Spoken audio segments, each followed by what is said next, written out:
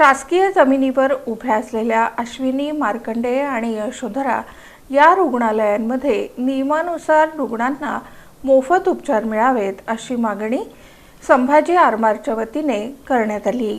सोलापूर शहरातील अश्विनी, यशोधरा आणि मार्कंडेय ही रुग्णालये शासनानं नाममात्र दरानं दिलेल्या भूखंडावर उभी आहेत। त्यामुळे या रुग्णालयांमध्ये नियमानुसार गरीब रुग्णांना मोफत उपचार मिळावेत अशी मागणी संभाजी आरमारनं जिल्हाधिकारी कुमार आशीर्वाद यांच्याकडे केली।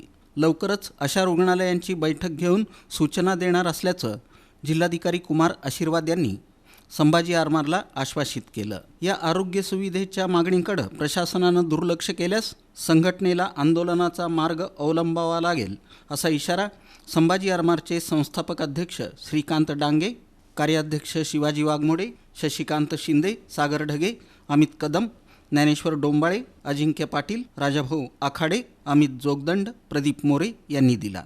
नाथ मंगेशकर रुग्णालयाला जागा दिली।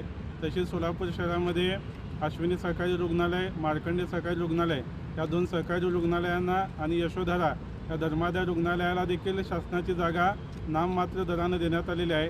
ही जागा देत असताना 10% बेड मोफत उपचारासाठी राखीव ठेवण्याची अट घालण्यात आलेली आहे।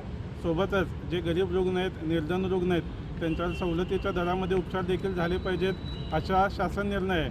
मात्र हे सगळे निर्णय कागदावरच आहेत। आज गरिबांना मोफत उपचार द्यायचं तर सोडा, गरीब रुग्णांना या रुग्णालयाच्या दारात देखील उभं केली जात नाही, ही वस्तुस्थिती आहे। संभाजी आरमारनं यापूर्वी देखील अशा रुग्णालयांच्या विरोधात आवाज उठवला होता। आज परत एकदा ही बाब आम्ही जिल्हाधिकारी साहेबांच्या निदर्शनास आणून दिलेली आहे।